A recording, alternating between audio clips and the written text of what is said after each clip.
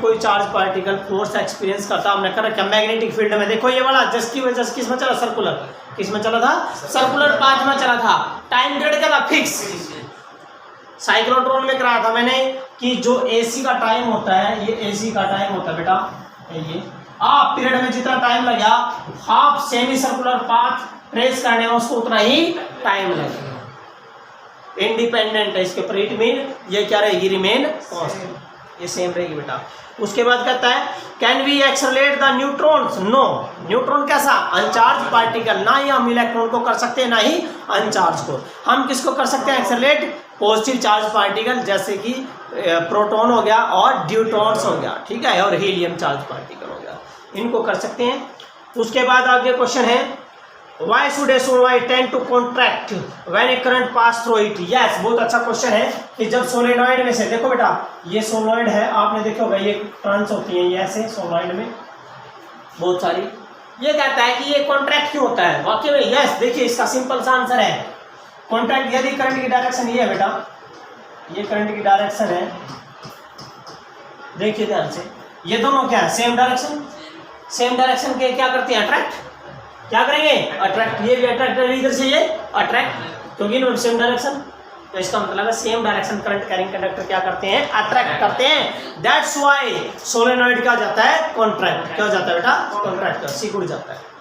Now next अगला question है कि explain why the earth magnetic field does not affect the working of the moving galvanometer. बेटा देखो अर्थ भी तो एक मैग्नेट है, अर्थ भी तो एक मैग्नेट है, चुंबक है, तो अर्थ के कारण जो इसकी रीडिंग है मूविंग कॉइल गैल्वेनोमीटर की, कौन सा था बेटा आपका, एमसीजी, कौन सा था, एमसीजी, मूविंग कॉइल गैल्वेनोमीटर की रीडिंग थी, वो अफेक्ट नहीं होती है। क्या बोलता है, कहता है इन्हें मूविंग कॉइल गैल्वेनोमीटर जो कॉइल है, यस, जो कॉइल होती है वो किसके बीच में सस्पेंड होती है, रेडियल फील्ड, किसके बीच में, रेडियल फील्ड के अंदर होती है बेटा। एंड ये कहता है कि strong magnetic field created by the to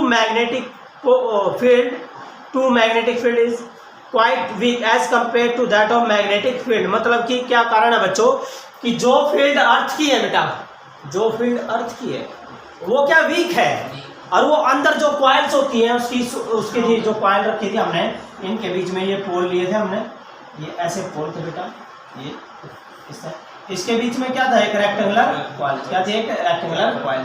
ये जो कहता है कि यहाँ रेडियल फील्ड थी, कैसी थी बेटा, रेडियल फील्ड, वो स्ट्रॉन्ग होती है ये फील्ड। तो रेडियल फील्ड किससे ज्यादा बेटा, अर्थ की मैग्नेटिक फील्ड से ज्यादा है, इस वजह से इसके ऊपर इफेक्ट नहीं होता। उसके बाद ये क्वेश्चन, तो 5th and 6th question is very very important, दोनों क्वेश्चन बहुत अच्छे हैं, इंपॉर्टेंट है।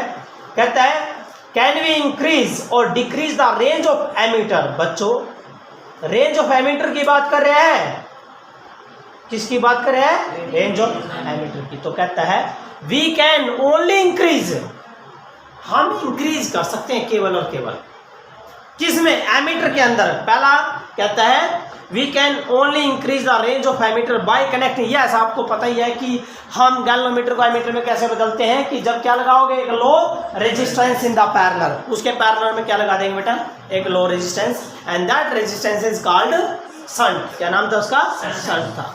तो वी कैन नॉट डिक्रीज, हम डिक्रीज नहीं कर सकते, क्योंकि कहता है the range of ammeter, because I क्या हो जाएगा बेटा, लेस देन आई सी, आई क्या हो जाएगा, लेस देन आई सी। देखिए बेटा आई क्यों हो गया, लेस देन आई सी, और ये क्या रकम क्या बन जाएगी, नेगेटिव, क्योंकि मैंने आपको कराया था, शायद आपको याद हो, एस इज इक्वल टू यहाँ था आई बाय आई माइनस आई सी, ये था बेटा आई सी and negative,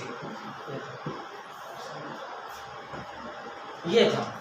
when a galvanometer connecting to ammeter, जब एक गैल्वेनोमीटर एमीटर में बदलते हैं तो हमें क्या चाहिए, लो रेजिस्टेंस एस, शंट चाहिए। तो इसका मतलब है ये वैल्यू क्या होगी, आई क्या हो गया, लेस देन आई सी हो गया। जब आई लेस देन हो जाएगा क्या हो गया, नेगेटिव हो गया। That is not possible, that is not possible, not possible, हम डिक्रीज नहीं कर सकते। So we can increase only, हम क्या कर सकते हैं बेटा, इंक्रीज कर सकते हैं, रेंज ओनली, डिक्रीज नहीं कर सकते। उसके बाद कहता है can we decrease, when can we increase और decrease the range of voltmeter. Voltmeter में कर सकते हैं, यस, वोल्टमीटर में कर सकते हैं, क्योंकि वोल्टमीटर में आपको आंसर दिया था R equal to V by I G था माइनस दैट इज जी। इसका ऊपर तो कोई फर्क ही नहीं है, कंपेरिजन नहीं है। क्लियर होगी बात? ठीक है बेटा। उसके बाद है बेटा कि what is the value of absolute permittivity. बेटा absolute permittivity that is the mu naught and that is 4 pi 10 की पावर माइनस 7 ये आएगी बेटा। इसकी जो यूनिट आई थी बेटा वो क्या आई थी? टेस्ला। क्या आई थी? टेस्ला। देखिए बेटा कि म्यू नॉट अपॉन 4 पाई की वैल्यू कहाँ से निकाली थी आपने? किसी बच्चे को याद हो? फोर्स के अकॉर्डिंग निकाली थी बेटा, जो small D B is equal to निकाला था that is mu naught upon 4 pi I D L sine theta बटे आर स्क्वायर से। तो इसकी वैल्यू निकाल दी थी, तो डी बी इंटू में आर स्क्वायर बटे I into D L. D B की टेस्ला मैग्नेटिक टेस्ला होता है, डिस्टेंस का मीटर स्क्वायर होता है बेटा आई एम्पियर, और ये बेटा आपका डी क्या ये डी एल है मीन मीटर है, कैंसल। तो क्या आएगा बेटा? Tesla meter ampere inverse. क्या बेटा? टेस्ला। ठीक है बेटा। या फिर इसकी जो यूनिट है बेटा वो क्या दे रखी है? That is weber meter inverse and ampere inverse. क्या बेटा? और weber meter inverse and weber किसकी होती है? फ्लक्स की। किसकी होती है बेटा? मैग्नेटिक फ्लक्स की होती है। क्लियर है? उसके बाद ये क्वेश्चन है बेटा छोटे छोटे। What is shunt?